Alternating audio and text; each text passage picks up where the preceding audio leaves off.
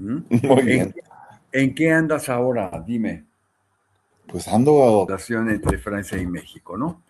Bueno, el maestro Jacques Pell, ¿ya te vas a doctorar? todavía no, todavía no. Ya vas en vías de. Bueno, el maestro Jacques Pell, nacido en Nueva York, de padres franceses, que reside en la Ciudad de México desde hace ya más de 40 años, tiempo en que, como él dice, empezó a apreciar la diversidad del país, la calidez de su gente y la riqueza de su cultura. En algún momento se aficionó al picante, cosa que siempre entre la gente que viene de fuera es lo que más le llama la atención y lo que sufre, ¿verdad? El picante. Y mientras cursaba sus estudios de licenciatura y maestría en historia en la Universidad Iberoamericana, se involucró en el tema de la comunidad francesa en México, lo que lo llevó a participar en la fundación de Raíces Francesas en México, asociación dedicada a preservar la memoria de los inmigrantes franceses y fortalecer los lazos entre sus descendientes. El interés por la escritura finalmente encontró su cauce cuando decidió aprovechar el material reunido para su tesis sobre la colonia francesa y aderezarlo, según dice él, con el gusto por la cocina. El resultado fue su primera novela, De Caracoles y Escamoles, que yo presenté, por cierto, ya me acuerdo, hace muchos años, Así allá es. en la... Este año se cumplen 25 años, justo, van a ser ahora en ¡Qué julio. barbaridad! Increíble. Bueno, ese libro de Caracoles y Escamoles, un cocinero francés en tiempos de Don Porfirio, en la que un personaje ficticio funge como hilo conductor para recrear a través de sus vivencias un periodo histórico en el que la inspiración francesa tuvo gran influencia sobre la vida cotidiana en México, transformando gustos y hábitos. Tiempo después vendría otro libro intitulado Cubiertos de Plata, donde la familia de José de la Borda fue su guía para explorar Tasco y en general el siglo XVIII novohispano en una época esencial para entender el México actual. Esa casa, por cierto, de don José de la Borda está en la calle de Madero, que vale mucho la pena asomarse porque es una esquina muy bella. Escribir, más allá de la satisfacción que conlleva ver la obra impresa, es para el autor una forma de retribuir lo mucho que la cultura le ha brindado a lo largo de su vida. Diversión, compañía y enseñanza de otras formas inalcanzables, un gozo que ahora procura compartir con mis lectores. Pues qué mejor presentación, Jack, de tu vida más personal para entender y para escucharte con mucho gusto en este encuentro, que ya llegamos a más de 100, lo cual ya es un público muy, muy interesante, y sobre todo que des a conocer tus novelas. Yo, por ejemplo, no conozco la de Los Cubiertos de Plata, esa no la conozco yo. Pues ya te llevaré un ejemplar. Cubiertos Por de favor. Plata salió originalmente con el título Senderos de Plata. Y luego Ya. ya recuperé el título original que es Cubiertos de Plata, que es una alegoría. Cubiertos de Plata refiere a José de la Borda, a Prisca, a Santa Prisca y Tasco. Entonces, haciendo un juego de palabras contra lo que va sobre la mesa y bueno, y la Ah, pues, fortuna y las aventuras que acompañan a Borda a lo largo de su vida. Algo hablaré un poquito más adelante de él. qué bien, qué bien. Bueno, pues te damos la más cordial bienvenida, ¿verdad? Y con tu tema que nos vas a presentar ahora, que lleva por título En torno al afrancesamiento porfiriano, antecedentes, auges y remanentes. En este ciclo que ya llevamos 4 conferencias, que lleva por título Historia de las Relaciones México-Francia, lo cual nos da muchísimo gusto tenerte a ti particularmente con esa raíz francesa. Adelante, te escuchamos con gran gusto. Pues muchísimas gracias, Manuel. Primero que nada a ti, al Centro de Estudios de Historia de México, Fundación Carlos Slim, por la invitación. Es para mí de verdad un honor, un gusto volver a presentarme en este foro. Y bueno, y más ahora en el marco del bicentenario de las relaciones oficiales entre Francia y México. Si quieren, empezamos con la presentación. Ponemos ahí la primera imagen para tener ahí de fondo. No, de una vez así vamos probando la parte técnica. Este, pero bueno, eh, cuando hablamos de afrancesamiento, lo primero que se nos viene a la cabeza es el afrancesamiento, el porfiriato y la colonia Roma y la arquitectura francesada.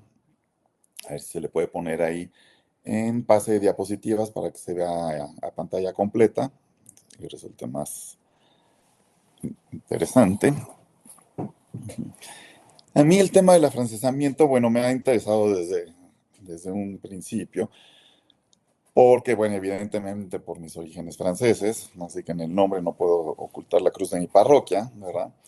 Y si bien voy a cumplir ya medio siglo casi en México, bueno, hoy por hoy soy casi tan mexicano como francés, no sé, o tal vez hasta más, ¿verdad?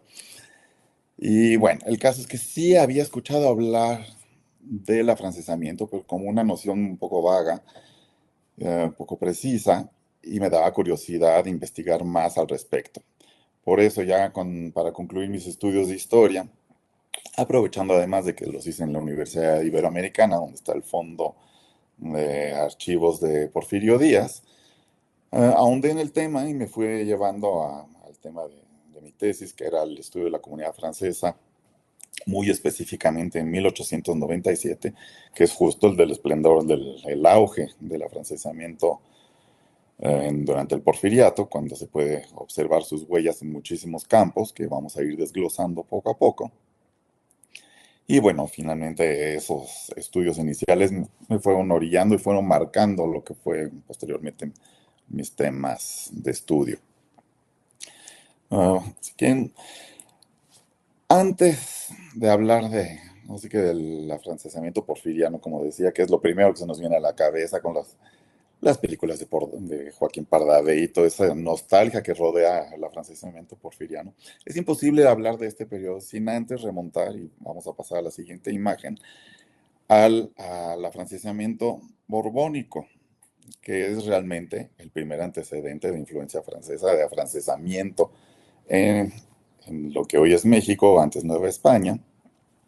Recordaban que en 1700 ah, cambia la dinastía reinante en España, pasan de los Habsburgo, pasan a ser los Borbones, asume la corona un nieto de Luis XIV, rey de Francia, que va a subir al trono de España como Felipe V. Felipe V, evidentemente, bueno, nació y se educó en la corte de Versalles y todo ese bagaje lo lleva consigo a Madrid a la hora de cambiarse a España. Y se va a ver reflejado, vamos a pasar a la siguiente imagen, en algo muy, obviamente no nada más en la corte madrileña, sino en los representantes de la corona que van a visitar la Nueva España. Y aquí hay una imagen que encontré en internet y me gusta muchísimo, que es un collage de retratos de los virreyes novohispanos. Entonces, bueno, no está muy claro porque son imágenes muy pequeñas, pero se alcanza a ver todos los virreyes, digamos, de la época de los Habsburgo, vestidos en negro, con ropajes muy austeros, nada más con la decoración del cuello de encaje. Y a partir de Felipe V, los virreyes que que va a mandar posteriormente en el siglo XVIII, pues ya vemos otro tipo de moda. En el recuadro más grande vemos al Marqués de Croix, nacido en Lille, por cierto, y ya lo vemos pues con una casaca muy elegante, con colores más brillantes, en azul, en rojo, bordados con hilo de oro. Y bueno, son como que el aspecto más evidente, primero la moda que se ve. Y eso en Nueva España, bueno, no solo en Nueva España, desde España, no será recibido por todo el mundo de la misma forma.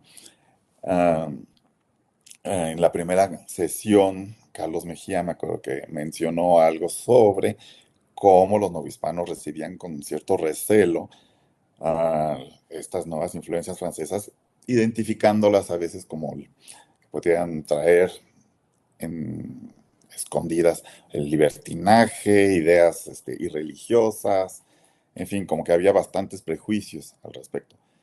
Finalmente, bueno, los virreyes van a traer consigo dentro de los séquitos que los acompañan, pues personajes como peluqueros y sastres, cocineros, encontramos ya también panaderos, que van a ser los primeros, digamos, representantes o agentes de una influencia francesa en el país, en el territorio.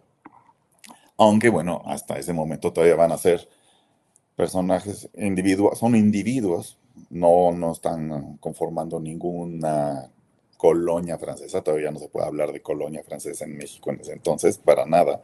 Y la influencia que viene, esa influencia, es más bien un reflejo de la influencia que tiene la corte de Versalles primero en Europa. Pues no es hablar específicamente de una influencia francesa en México o en la Nueva España, sino es una influencia francesa en una influencia global en ese momento que se refleja en toda Europa, en las capitales europeas que van desde San Petersburgo a Londres, pasando por Madrid, evidentemente, que van a buscar reflejar ese protocolo, ese gusto por la etiqueta, lo suntuario que distingue a la imagen promovida por Luis XIV, el Rey Sol, en ese momento. Y entonces, bueno, pues obviamente van llegando, se van difuminando, dispersando esos factores, esas influencias, poco a poco, pues en todo el ámbito conocido, en el mundo conocido, y en el caso que nos atañe, pues la Nueva España.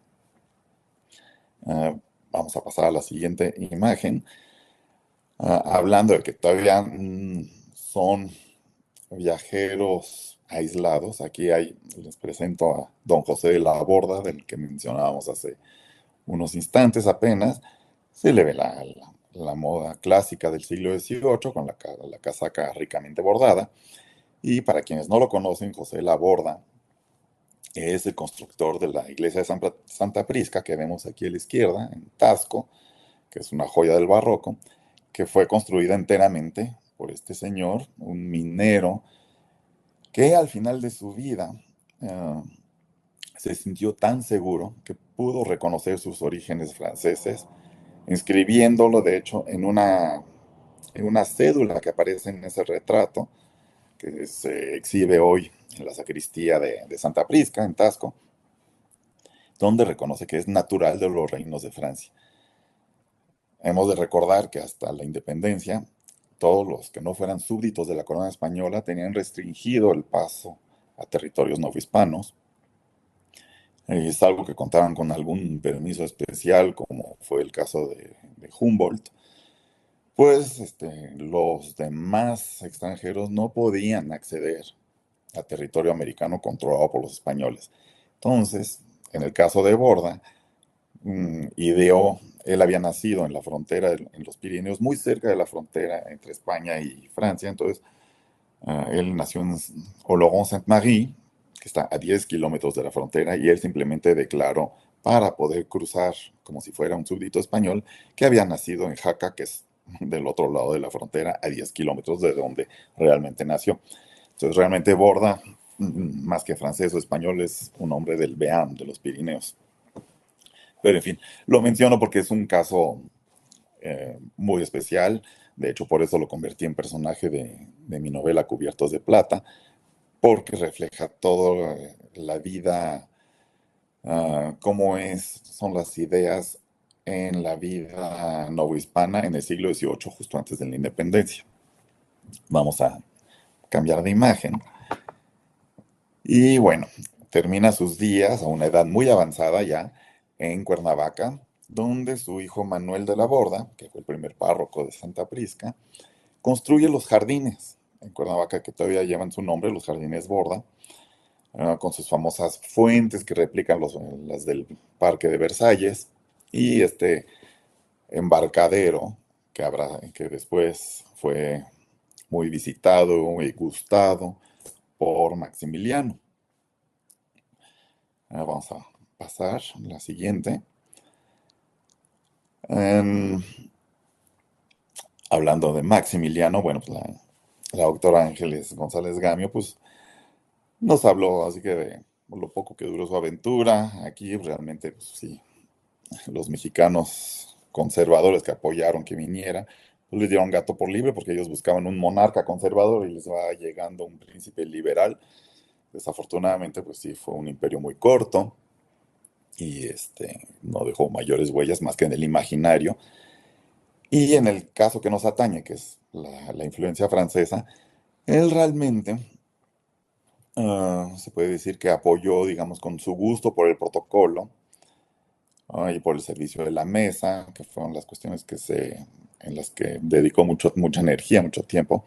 Aquí vemos, por ejemplo, que es una foto del comedor en el castillo de Chapultepec, donde se puede apreciar estas piezas que forman parte de todo un servicio de mesa en plata de Christophe, que le regaló el emperador Napoleón III a Maximiliano como regalo, ¿cómo se llama? Pues para darle una bienvenida en su nuevo imperio. Sin embargo, siguiente imagen, realmente Maximiliano no influyó mucho en lo del afrancesamiento. Lo que sí va a ser muy importante para la colonia francesa en esas épocas, y es algo de lo que trataba la doctora Patricia Galeana en su presentación sobre Napoleón III y su injerencia en México. No mencionó una cosa que para los franceses en México fue determinante, que fue la creación de una línea directa que comunicaba Francia a través del puerto de Saint-Nazaire con el puerto de Veracruz. Y esa nueva línea, ese nuevo transporte, permitió que los comerciantes franceses que estaban establecidos en la Ciudad de México y en varios lugares de provincia pudieran abaratar sus costos e importar directamente sus mercancías sobre, digamos, pasar por encima de los intermediarios españoles e ingleses de los que habían dependido hasta entonces y empezar a prosperar en el comercio. Entonces, bueno, una de las mayores influencias que vamos a observar a lo largo del siglo XIX va a ser la de los llamados Barcelonets, que también de las que hablaba ya Gustavo Romero, hablando de Emile Choron.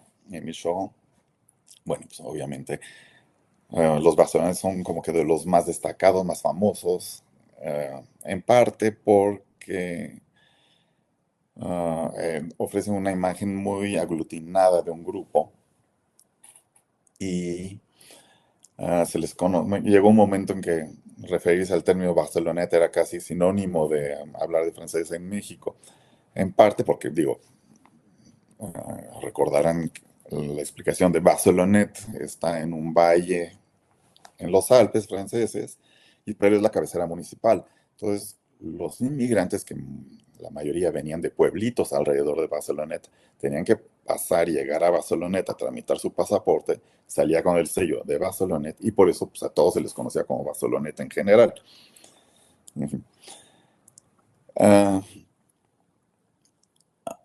Realmente, a partir de la independencia, vamos a ver cómo empiezan a crecer la colonia francesa y hay un mucho mayor número de inmigrantes.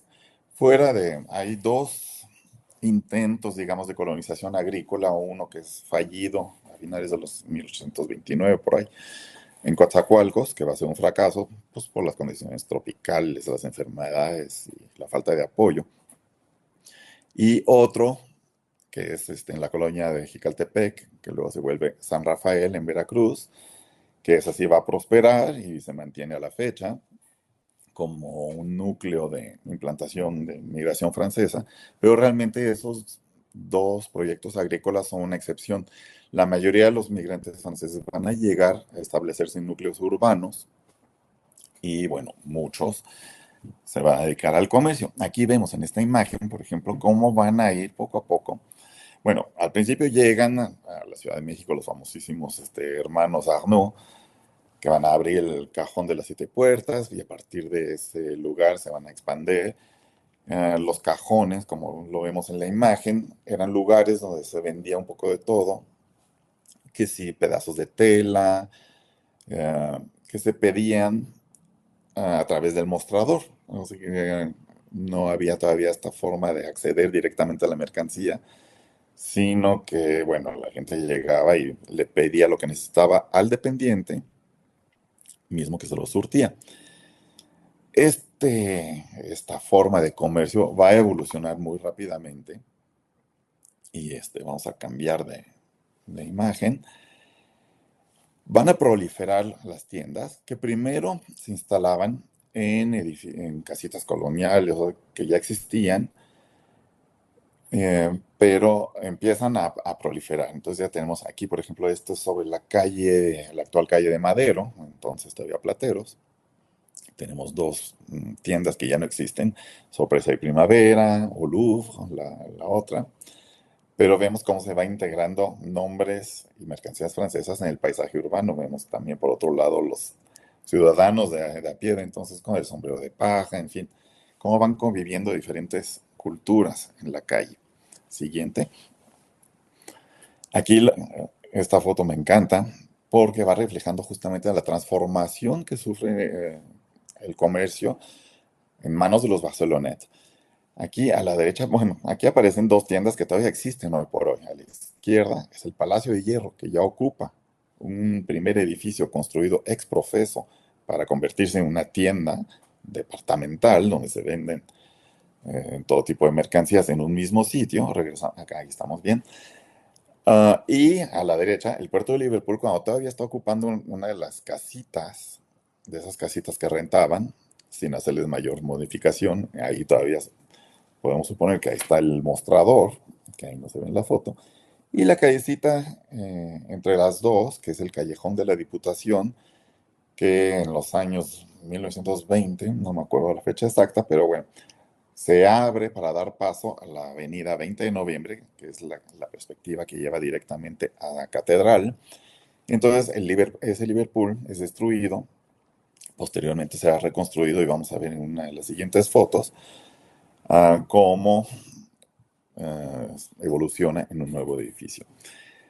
Aquí, bueno, el Palacio de Hierro, ya habrán escuchado el origen de ese nombre, cómo la gente iba pasando frente a la construcción del edificio del Palacio de Hierro, que fue el primer edificio en la Ciudad de México construido con esta nueva técnica que era apoyado en vigas de acero, creo que se llama estilo Chicago, en fin. Entonces, bueno, ¿qué estarán haciendo aquí? ¿Qué estarán haciendo aquí tan grande y tan moderno pues es un palacio de hierro. Bueno, finalmente el nombre quedó. De hecho, el Palacio de Hierro adopta esa expresión a la hora de convertirse en una sociedad anónima, que va a ser el primer comercio en convertirse, en dar el paso. Ya no son, porque antes eran los nombres de los socios los que aparecían, entonces eran Tron, hermanos, o Ebrard y compañía, y sucesores, en fin, dependiendo de quiénes fueran en ese momento los socios de la compañía. Aquí ya se volvió una sociedad anónima, donde las acciones se van a repartir entre los, los propietarios, muchos de ellos trabajadores de la misma tienda, que van ascendiendo, ahorrando y reinvirtiendo su capital dentro de la misma tienda. Pasamos. Y bueno, hasta esto sigue creciendo y creciendo. En la foto de la derecha se aprecia cómo están bueno, los grandes almacenes ya, ahora sí, a todo lo que da. Tenemos el Palacio de Hierro, al fondo, no sé si alcanzan a ver, Liverpool que está con las rayas. Entonces aquí es interesante porque son dos estilos diferentes porque estos edificios se van a construir respetando las modas no sé qué, del momento. El Palacio de Hierro en este edificio es el que se reconstruye en 1900, bueno, todavía es de finales del siglo XIX y es en estilo Art Nouveau. Vamos a ver la fachada después. El Liverpool ya es en Art Deco porque ya es construido después de los años 20, 30. Enfrente, lo que vemos ahí en el torreón rojo es el puerto de Veracruz y detrás apenas se ve una cúpula que es el edificio que está en la foto en blanco y negro a la izquierda de su pantalla, que eran las fábricas universales. un edificio que todavía se mantiene muy bien preservado. Hoy ahora es otra tienda, el CNA, pero el edificio se mantiene. Esos los cuatro edificios que conformaban la famosísima esquina de oro, donde estaban los principales grandes almacenes. No eran los únicos. A finales del Porfiriato ya eran más de 100, 120 establecimientos comerciales repartidos no solo en la Ciudad de México, sino también en provincia, ya que fueron expandiéndose, mandando que los trabajadores más capaces, a que abrieran, en lugar de competir entre sí, a que abrieran nuevos mercados en ciudades de provincia, con todo el apoyo de la casa matriz, por lo que muchas veces se repite el nombre en provincia de tiendas originalmente en la Ciudad de México, como por ejemplo la Ciudad de México, que va a abrir tal cual después en Puebla, otro edificio que se mantiene muy bonito, que ahora ya es una cafetería. Pero bueno, nombres que se repiten en Guadalajara, por ejemplo, las fábricas de Francia, en fin, la lista es muy larga. Eh, exacto, vamos a pasar. Lo interesante de estas grandes tiendas departamentales o grandes almacenes es que importan a México un concepto que en ese entonces es novedoso, que es el poder encontrar todo tipo de mercancías en un mismo sitio. Y no solo eso, sino ofrecer precios fijos. Palacio de Hierro va a ser el primero en etiquetar sus mercancías de manera a erradicar el regateo, con el cual pues ya se permite ganar tiempo, ya no hay que estar regateando con los vendedores. Y otra cosa, facilitan y promueven la circulación dentro de la tienda, ah, pues ya sabemos todos que cuando vamos de un lado a otro, pues es más fácil que se nos quede pegado algo, ¿verdad? Entonces, bueno, facilitan justamente todo esto para que la clientela se sienta a gusto, decoran el lugar de manera que sea pues muy agradable, una experiencia placentera, en un entorno lujoso. Y no sé qué pasó aquí con las imágenes. A ver si se puede corregir para volver. Pero sí, el caso es que, bueno, también van introduciendo novedades como, por ejemplo, los elevadores, los primeros elevadores para que las personas puedan circular dentro de la tienda con mayor facilidad, sin cansarse. Ah, yo no sé qué tanto está haciendo aquí. Bueno, voy a aprovechar para tomar un vasito de agua en lo que se corrige la imagen.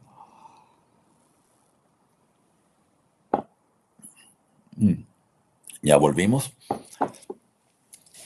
Bueno, les estaba hablando de cómo se decoran los interiores de la tienda para que sea algo realmente espectacular. Este es el interior del Palacio de Hierro. Vemos en la foto de la derecha las escaleras eléctricas y en el techo, pues las famosas vidrieras, que son, bueno, unas joyas del Art Nouveau. Estas son obras de un gran artista francés, se llama Jacques Gruber, que fue de los más conocidos de la escuela de Nancy, que es parte del Art Nouveau. Y bueno, y de la izquierda vemos los azulejos, los mosaicos, en todo ese estilo de finales del siglo XIX, con el mosaico bizantino y los nombres, la caligrafía que va describiendo los diferentes departamentos. Sombreros, calzado, paraguas, en fin, todo lo necesario para el hogar. Vamos a la que sigue. Y acá, bueno, yo creo que este es el vitral más famoso de la Ciudad de México. Es el que adorna lo que fue primero el centro mercantil, que en la imagen de la izquierda, que me encanta, que es una foto tomada por Guillermo Calo, nos muestra el interior del centro mercantil cuando originalmente se diseñó para ser un centro mercantil en el sentido de mall, ¿no? Así de diferentes tiendas diferentes. Al fin de cuentas acabó siendo un gran almacén con diferentes departamentos, pero lo interesante de esta foto es que fuera de la escalera monumental que desapareció, el resto se conserva. Y aquí nos permite ver cómo estaban distribuidas las mercancías, planta baja y primer piso para menudeo, diferentes cositas de ropa y demás. En el segundo piso ya mayoreo. Hasta arriba, el tercer piso, muebles y tapicería, cosas que se iban a encargar. Arriba vemos el fabuloso vitral de Jacques Gruber. Y hasta arriba, no sale en la foto, pero están las viviendas. Todavía en ese entonces acostumbraba que los empleados vivieran, fueran alojados in situ. De manera que, bueno, pues que estuvieran más pendientes del trabajo y, en fin, más controlados también. Y bueno, en la imagen de la derecha vemos el vitral y también parte de los elevadores que maravillosamente siguen funcionando. Y también se pueden ver las letras, las iniciales, no sé si se alcanzan a leer ahí, CM, que era Centro Mercantil, que ahora que se convirtió en hotel, hotel de la Ciudad de México, bueno, pues adaptaron muy bien las letras, ¿verdad? Las iniciales, de tal manera que se pudieron conservar. Y otra cosa interesante es que algún día que vayan a visitarlo, vean, fíjense en los barandales también, ahí se ven las letras SR, que significan originalmente Sebastián Robert, el dueño de la tienda, que después adoptó porque la tienda también pasó a ser durante un tiempo antes de convertirse en hotel, fue Salinas y Rocha. Entonces también quedaban muy bien las iniciales, cosas curiosas que suceden. En fin, pasemos. Los dueños de estos almacenes invirtieron también muchísimo, vamos, el capital en industrias, en fábricas textiles, también invirtieron en bancos. Entonces, la colonia francesa, o por lo menos los grandes empresarios de la colonia francesa, fueron teniendo una gran influencia dentro de la sociedad mexicana en ese entonces.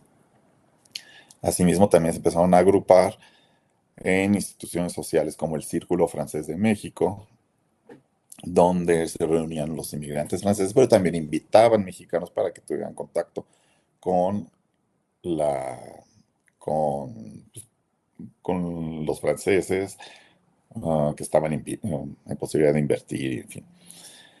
Eso es por un lado. Por otro lado, en esta foto vemos otro de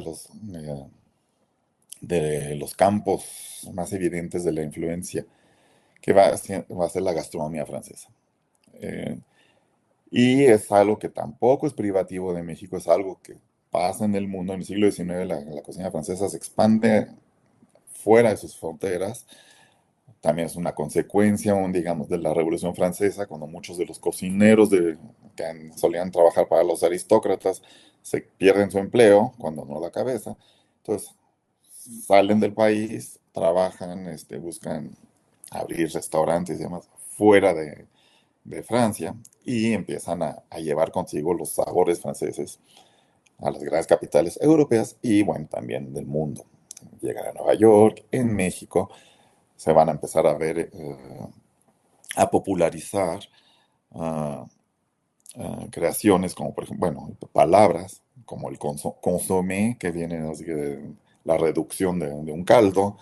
Se hacen famosísimos también en ese momento los bolovanes, que es lo que vemos en la ilustración. Y ahí también puse una ilustración que me gusta mucho, no sé si recuerden la película del Festín de Babette, que bueno, es así como que toda una oda al placer al refinamiento de la cocina francesa. Bueno, pues ahí están las famosas, recordarán las codornices en el sarcófago, pues ahí está una bonita ilustración para recordarlas. Y en la foto de la izquierda tenemos uno de los tantos restaurantes, este es La Concordia, que se encontraba sobre lo que hoy es Madero, y ah, hoy se encuentra ahí, bueno, ya no existe, es justo enfrente de la Profesa, donde solía estar la casa de la abuela Rodríguez, que hoy lo ocupa el edificio La Mexicana, que es contraesquina de La Esmeralda, donde ahora está el Museo del Estanquillo. Los restaurantes franceses, vamos a pasar a la siguiente imagen, empiezan a proliferar por dos motivos. Número uno, porque se abren las fronteras, hay más viajeros, hay más gente que come fuera de casa, uno por necesidad, pero luego va a ser también por gusto, va a ser al momento hay muchos franceses que empiezan a abrir restaurantes. Por ejemplo, en esta imagen fue de Henri de Verdun, que era un antiguo soldado, parte del ejército de la intervención francesa, que se quedó y abrió su restaurante. No fue el único, hubo más que así pues, encontraron una manera de quedarse en el país que les había gustado. Muchos también desertaban porque no estaban de acuerdo con la idea de imponer un régimen. Cuando se dan cuenta de que la imagen que les habían vendido de la intervención en México era muy diferente a lo que realmente fue.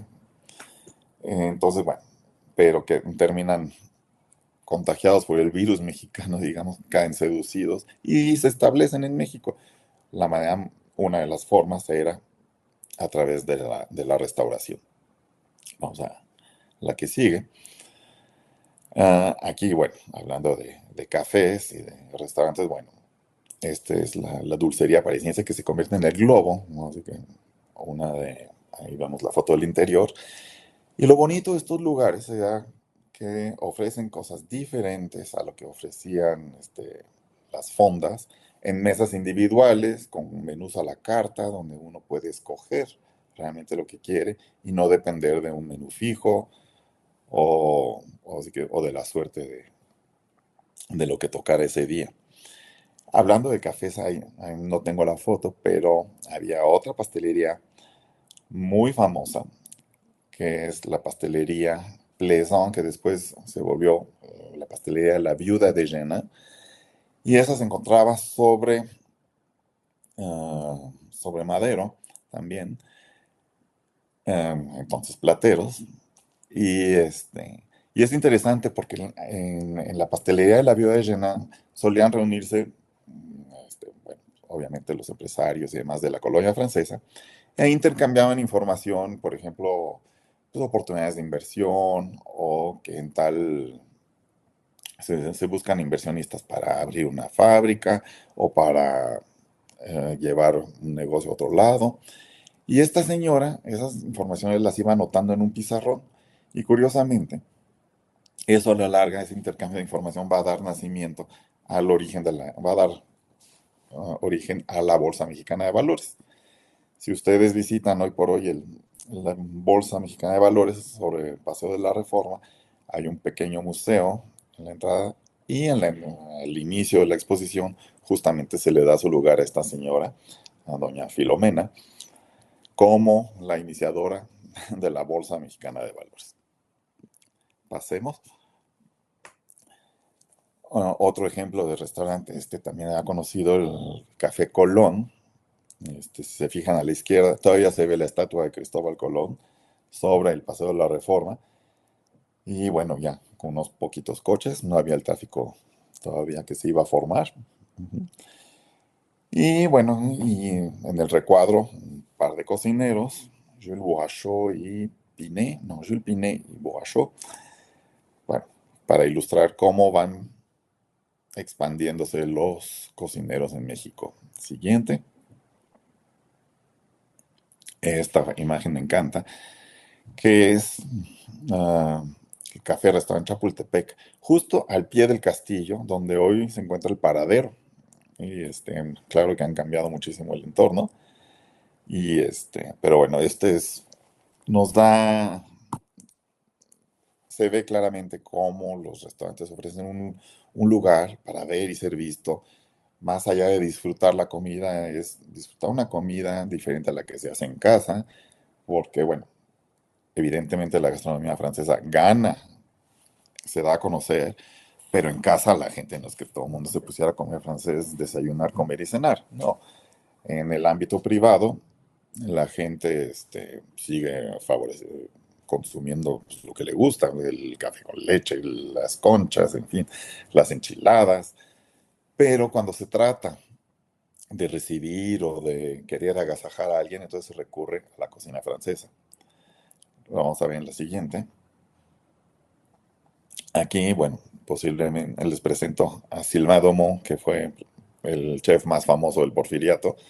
Sylvain Domon llegó a México contratado por un yerno de Porfirio Díaz y luego abre su propio restaurante, el Chez Sylvain.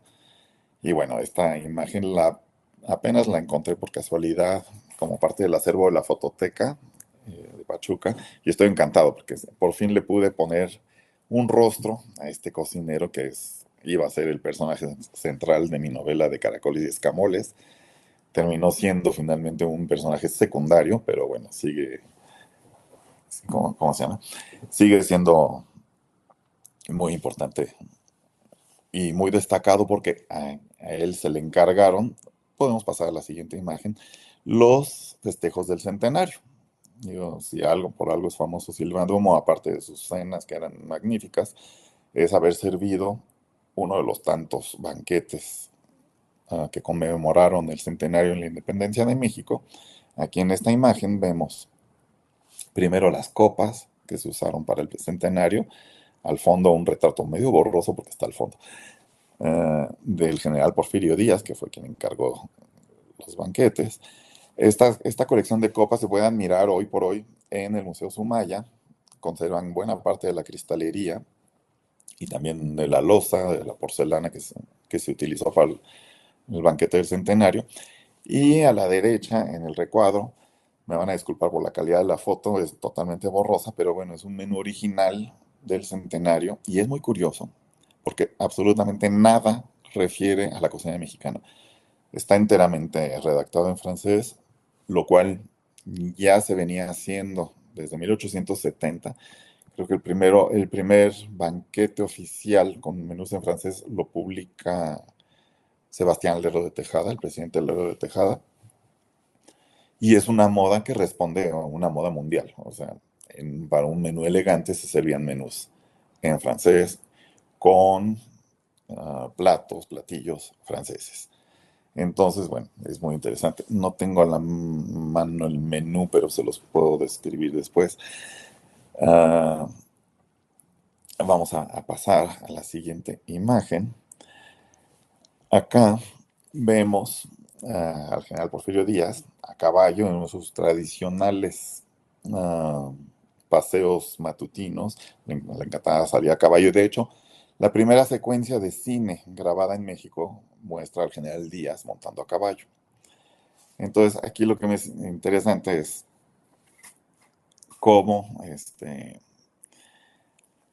por un lado están todas las fiestas del Boato, de las fiestas del Centenario, donde el afrancesamiento alcanza su cúspide, donde es más evidente, ya se ven las nuevas, no solo, bueno, en la mesa, evidentemente, pero en la arquitectura, en todo el estilo afrancesado de las nuevas colonias, como Santa María la Ribera, San Rafael, obviamente la colonia Roma, y como también el- la lengua francesa es vista como un vehículo de prestigio, de mostrar que si uno habla francés, pertenece a una cierta élite, y la educación que refleja también, bueno, refleja el orden y progreso que era el lema positivista que adoptado por el gobierno de Díaz, que decía, ¿no?, que mucha administración, ¿no?, poca política, orden y progreso, todo esto llevado a la modernidad que el país pretende alcanzar y que en cierta forma pues, sí alcanza y quiere demostrar al mundo presumir en 1910. Desafortunadamente, no va acompañado por la flexibilidad que era un poco necesaria y posiblemente la historia sería muy diferente si el general Díaz hubiera renunciado un poquito antes, pero el caso es que, bueno, su falta de flexibilidad, aunado a la rivalidad por el contrapeso tan importante que dio a las inversiones europeas para evitar que Estados Unidos ocupara un lugar demasiado preponderante en la economía mexicana, pues todo eso le va a ganar la enemistad. Finalmente bien sabemos que poco después del festejo del centenario inicia la revolución y van a cambiar muchísimo las circunstancias. El modelo francés va a ser sustituido poco a poco por el modelo norteamericano, incluso hasta en la comida. Los restaurantes franceses todavía se mantienen durante un tiempo, hasta mediados del siglo XX, pero después ya van siendo desplazados por completo y lo francés pasa a ser un poco como en cierto momento como sinónimo de avejentado, Entonces, más bien acompaña los recuerdos de las tías migajonas y fuera de esa nostalgia, el, el afrancesamiento va a dejar, o sea, más recuerdos que otra cosa. Pero sin embargo, sí quedan remanentes después de esa época tan brillante y es importante recordarlos. Podemos pasar a la siguiente. Aparte del patrimonio arquitectónico, como les mencionaba, que es evidente en muchas fachadas de la ciudad, quedan firmemente arraigados los hábitos comerciales que fueron transformados por esta influencia francesa. Y en la foto de la izquierda vemos el interior del Liverpool de Santa Fe, con las primeras escaleras eléctricas circulares que hubo en el país. Es interesante notar, ya se los mencionaba hace rato, cómo siempre estaban a la punta, los grandes almacenes, a la punta de la modernidad para atraer y seducir a la clientela. Entonces, bueno, siempre Liverpool estrenó en su tienda del centro las primeras escaleras eléctricas y luego las primeras circulares aquí en Santa Fe. También en el Liverpool de Cuernavaca están las primeras escaleras eléctricas al aire libre del país. En fin, bueno, esto es una herencia muy viva que sigue. Simplemente recordemos, la, yo nombraría como las huellas más palpables de este afrancesamiento que siguen muy vivas en la cultura mexicana actual, pues por un lado, el hecho tan sencillo de salir a pasear un centro comercial, que nos viene de esta herencia decimonónica, el hecho de salir a comer, que es nada, ya no es cubrir una simple necesidad material, sino es divertirse, es parte de un entretenimiento. Y bueno, pues vamos a decir que más allá de todo lo que asocia a uno con el recuerdo francés, bueno, pues está pues la moda y el perfume, claro, pero también está el cine. Hay muchas cosas también como adelantos científicos que ya son parte de la vida cotidiana, como la leche pasteurizada. Si quieren, pasamos a la siguiente. Y finalmente y algo que les quería decir. Hay una larga amistad entre México y Francia. Bueno, prueba de ella es eh, escultura a Nouveau que adorna la estación de Metro Bellas Artes, un regalo del gobierno de Francia a la Ciudad de México con motivo de la visita del presidente Chirac allá en los años 90. Y bueno, también en la izquierda vemos los famosísimos chiles Clemente Jacques, que fue la primera fábrica de conservas, no solo en México, sino en Latinoamérica. Fue creada por un inmigrante barcelonés también. Y bueno, pues más presentes no podrían estar en el panorama, en el horizonte mexicano actual. Así que bueno, pues quedan muchísimas huellas de este afrancesamiento. Y yo creo que también hay algo, un tema que no se ha explorado todavía, pero valdría la pena y ahí se los dejo de tarea. Y sería cómo explorar también la mexicanización de los franceses en México. Ahí se los dejo nomás como idea al aire. Eh, Les doy las gracias por su atención. Hasta aquí, tenemos todavía tiempo para preguntas. Ujú, ujú. Pues muchísimas gracias, Jack, por este viaje que nos has hecho al pasado, tan presente en el centro histórico. Yo que soy asiduo del centro histórico, Lo bueno, sé, pues Manuel. recordaba un poco cuando he visitado Liverpool, las primeras escaleras eléctricas, pero todavía está al menos una, muy Sí, sí, estrecha, sí. por cierto, pero sigue funcionando. Y yo digo, qué barbaridad, es una cosa verdaderamente interesante, ¿no? Por ahí alguien también comentaba lo del menú de la comedia del Bicentenario, que seguramente fue muy afrancesada, ¿no?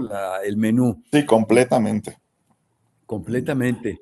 Y sí, muy elegante, por otro lado, ¿no? Es decir, para el momento y que era el reflejo del gobierno, ¿verdad? Y otra cosa, cuando muestras la figura de Porfirio Díaz en el caballo, yo no sé si aquí se inició también la silla, el albardón, no la silla charra, porque él va en albardón. Me llamó sí, mucho eso es la... cierto. Ujú. Y yo creo que, no sé, seguramente aquí se inició, ¿no? La verdad no sé de equitación, pero Ujú. sí es muy posible que lo... Sí, sí, sí, sí, porque él está en su caballo, no en silla charra, sino en albardón, cosa que Ujú. todavía Sí, sí. actualmente. Pues mira, bueno, hay muchas felicitaciones, desde luego. No sé si tú las puedas ver. A ver, De to- déjame entrar por ahí. Ajá. Saludos. Ah, caray, desde Bélgica. Gracias por este No, horario. oye, pues mira, Mira, interesante, ¿eh? Mm, ah, sí, bueno, hablando de Bélgica, de Carlota de Bélgica, otra de las huellas del afrancesamiento que todavía podemos ver hoy por hoy son las fuentes que donó Carlota de Bélgica de su bolsillo para embellecer el Paseo de la Alameda, que, bueno, ella apreciaba mucho recorrer.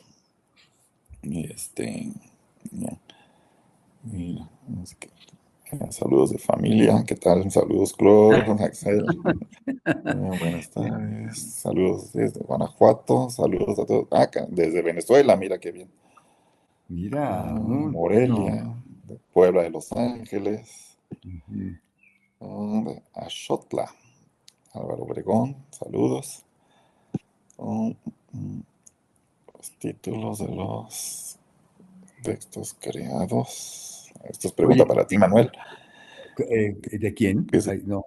que si comparte los títulos de los textos creados por el conferencista. Bueno, queda grabada tu conferencia, desde luego, Ujú. ¿verdad? Y después pasa en YouTube. Para quien no la haya podido ver en el momento o quien quiera repetirla para ver sobre todo las imágenes y demás, queda grabada el fin de semana. Ok, Queda grabada el fin de semana. muy Y te iba a decir, bien. en Puebla todavía creo que es un VIPS el que Sí, tiene, exactamente. ¿verdad? El que se ve luego la influencia. Sí, queda la Ciudad de México y es un edificio precioso todavía con esa arquitectura de hierro fundido, que de Sí, hecho todas esas partes se traían de Alsacia, creo que eso es, ahí dice la Schwarz, o no me acuerdo cómo se llama la fundición, de dónde viene.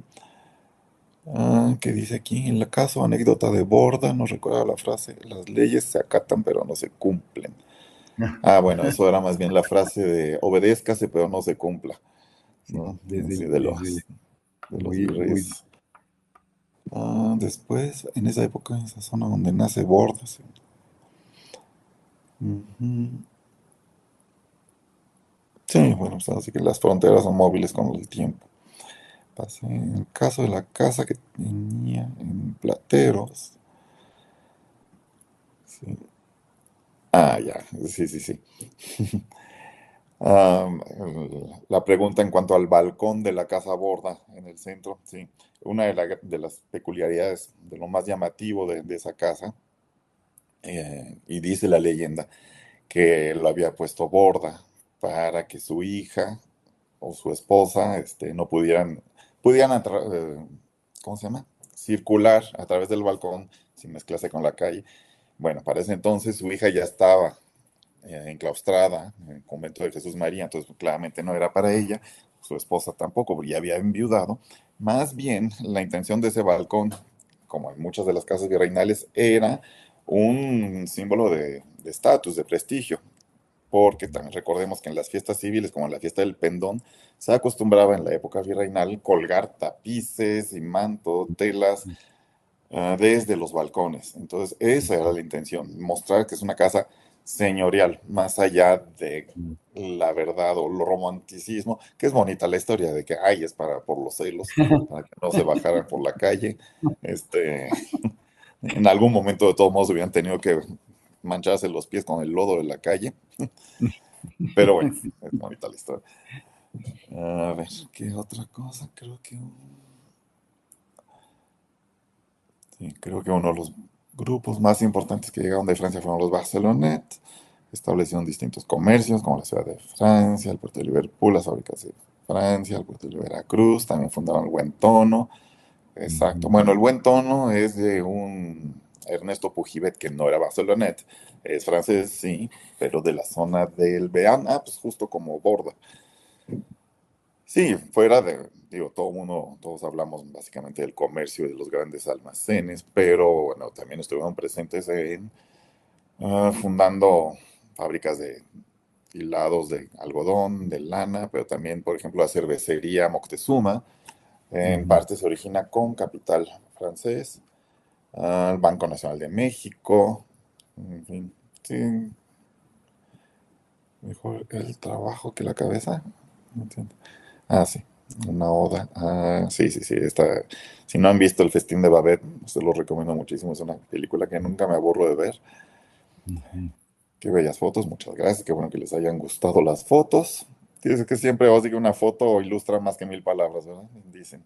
Ah, pues sí. Puede hablar sobre el menú, si quieren, ahorita les consigo el menú. El menú lo pueden consultar, lo reproduje en Caracoles Escamoles. O si quieren, me mandan la pregunta en redes, me encuentran como un historiador goloso. Ahí me pueden mandar la pregunta y se los mando con mucho gusto para recordármelo. Las copas en Museo Sumaya no vienen de formar parte del acervo del Museo Nacional de Historia.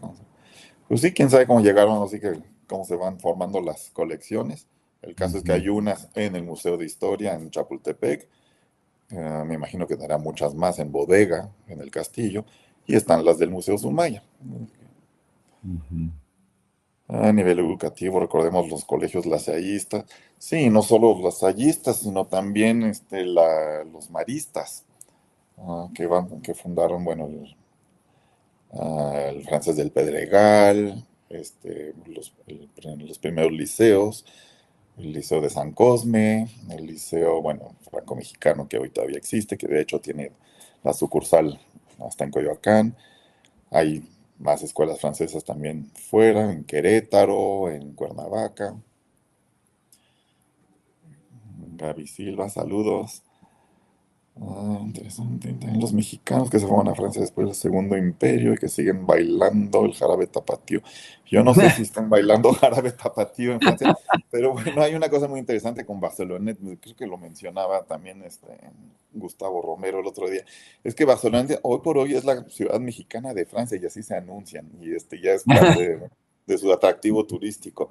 Las fiestas que organizan en agosto, que hoy son las fiestas mexicanas y latinoamericanas, pero básicamente es de mariachis y demás. Aunque los mariachis no son necesariamente mexicanos. De hecho, una vez, una anécdota, Claro. Ujú. estábamos en Barcelonet y con, pues una amiga que tenemos en común, Minush, te acordarás, Manuel, de Minush, Sí, su claro. bebé, y ella le pidió al mariachi una canción que le gusta mucho, la de Mujeres Divinas. Y los mariachis le pusieron cara de what? Y dijeron, es que no hablamos español, eran italianos, era el grupo Ah, Roma-Clan.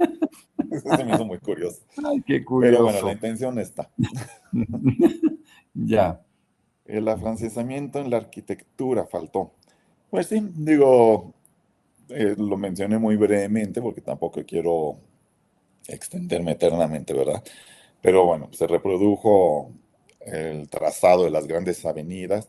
El afrancesamiento en el urbanismo empieza desde Bucareli y Revillagigedo, que sanearon la ciudad, modernizando el trazo de calles e implementando espacios urbanos como parques y paseos donde la gente pudiera realizar ejercicio y una forma higienista, una visión higienista del urbanismo. Y luego se ve claramente el reflejo de la influencia del barón Haussmann, que fue el que abrió estas grandes arterias en París, muy despejadas. Si ven, yo no encontré fotos, desgraciadamente, pero sé que existen, de la avenida San Cosme, de Rivera San Cosme, cuando se inició, es realmente impresionante. Una avenida bellísima, comparable con los Campos Elíseos. Muy amplia, con jardines, camellones. La voy a buscar Ay, para tenerla en la sí. mano, porque realmente es asombroso ver cómo era Rivera San Cosme al principio. A ver, voy a buscar esa película. Si buscan el Festín de Babel, les va a encantar. Oye, está Betty que dice, muy buena tarde, maestro, ¿podría darnos esa conferencia de mexicanización de los franceses? La estructura y con muchísimo Por gusto. favor, óyeme, porque causó mucho atractivo, ¿eh?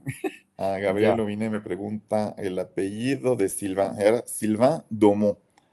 Se escribe Daumont. Daumont. Domont. Sylvain Domont. Luego, comprender la historia de Francia da lógica a la mayoría de sucesos históricos. Bueno, conocer la historia en general y de sus integrantes, pues sí, sí da lógica a los sucesos actuales. Ujú. Actualmente están en Robas, mira Manuel, las escaleras de Liverpool del centro que ahorita están en renovación. Qué bueno. Voy a ir a ver si ya las terminaron. A comprobar para cuánto les falta. ¿Y cuánto les falta? Es que ahí tienen una fotografía, inclusive, de cuando se inauguraron. Es decir, cuando uno sube por la escalera eléctrica, que es muy estrecha, se ve la fotografía arriba de cuando se inauguraron esas escaleras, que debe de haber sido algo verdaderamente Sí, extraordinario, ¿no? espectacular. Pues sí, la gente no estaba acostumbrada. Yo decía, a la fecha, vamos, y las vemos bonitas. Imagínate cuando aquello era novedosísimo. Sí. Ah, Jesse Donat, soy de la zona norte de Veracruz. Sí, este año se festejaron acaban de festejar los 40 años del hermanamiento entre San Rafael y Champlit, que es de donde vinieron los primeros pobladores. Sí, pues, siguen fortaleciendo los lazos entre los dos, lo cual me parece maravilloso. Una pregunta. En el caso de la casa que tenía en Plateros, tengo entendido que José de la Borda construyó un balcón enorme que da. Ajá. Es justo de lo que estábamos hablando. Sí, no, es una bonita leyenda urbana, lo de los celos de Borda con la esposa o la hija. Entonces, Ujú, muy ujú. bien, aquí saludos desde Monterrey. Aquí, sí, claro que ahí también hubo edificios y comercios barceloneses, sí. Sí, sí. Saludos, Georgina. Saludos. Tengo dudas con respecto a las primeras escaleras eléctricas. Leí que el Salón Rojo fue el primer lugar que las tuvo en 1906. El Salón Rojo, que justamente estaba ubicado en la Casa Borda, ahí en lo que hoy es Madero, era cine, no tenía escaleras eléctricas como las que se pueden ver en las tiendas. O sea, sí, creo que las primeras son efectivamente las de Liverpool. ¿Cuándo se establecen los franceses en San Rafael? Si no mal recuerdo, en 1833. Habría que cotejar. Hay un libro, por cierto, que les voy a recomendar a todos los interesados en el tema de los franceses en México, que publicó la asociación donde estoy, que es Raíces Francesas en México.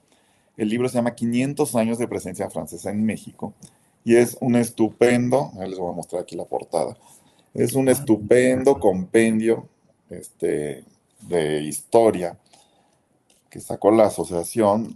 Está ampliamente ilustrado y viene, bueno, todos los todas las preguntas que se pueden hacer al respecto de la presencia francesa en México.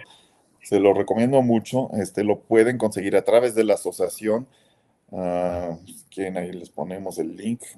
Bueno, lo encuentran Raíces Francesas en México. Así estamos en redes. O ese aquí está tu libro que lo tenemos ese en es la mi libro, biblioteca, exacto. obviamente, ¿eh? Para Sí, quien lo bueno, quiera ese leer. libro lo pueden encontrar en versión digital. Ahorita no está disponible en papel, pero está en Amazon o a través de mi página también.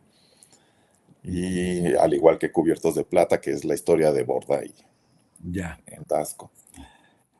Muy Dice, bien, no sé dice si... Isabel de Haas, creo que ya lo habías comentado, dice, y también los mexicanos que se fueron a Francia después del Segundo Imperio, dice, y que siguen bailando el jarabe tapatío y otros.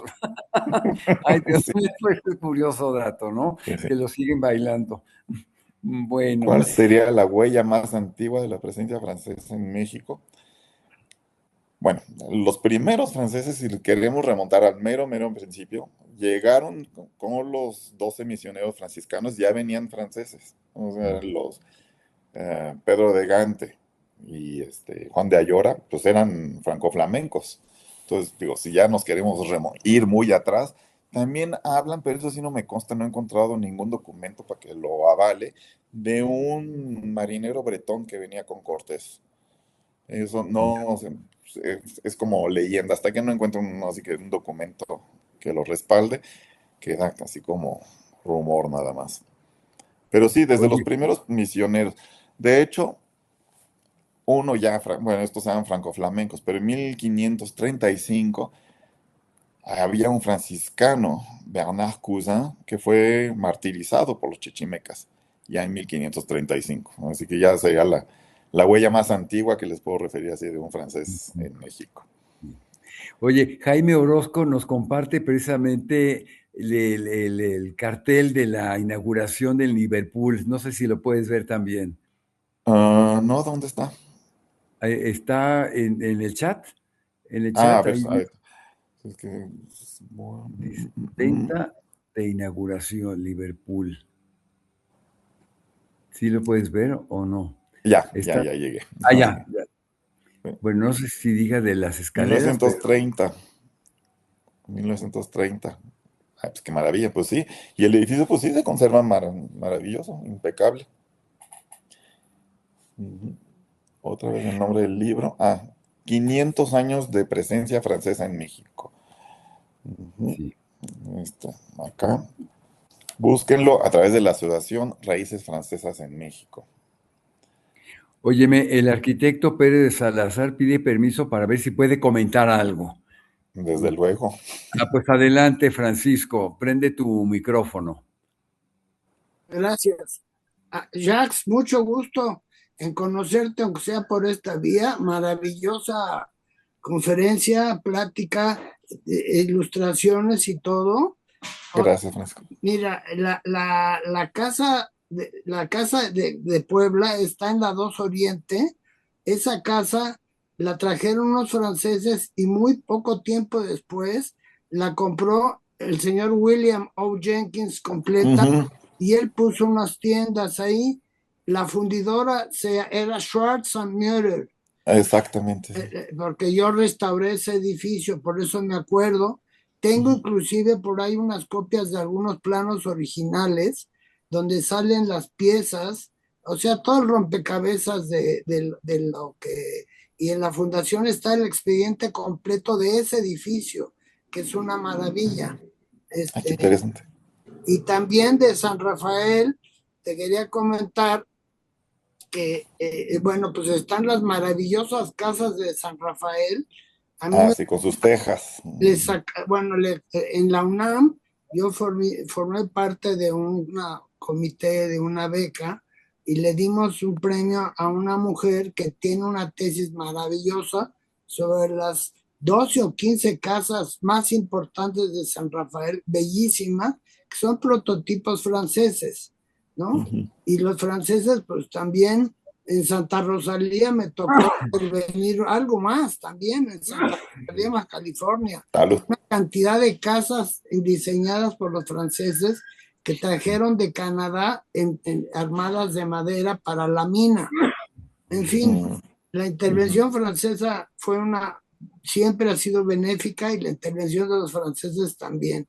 Yo conservo un garrafoncito de Talavera con un francés con su piochita y todo despuésito de la guerra de intervención de 1863.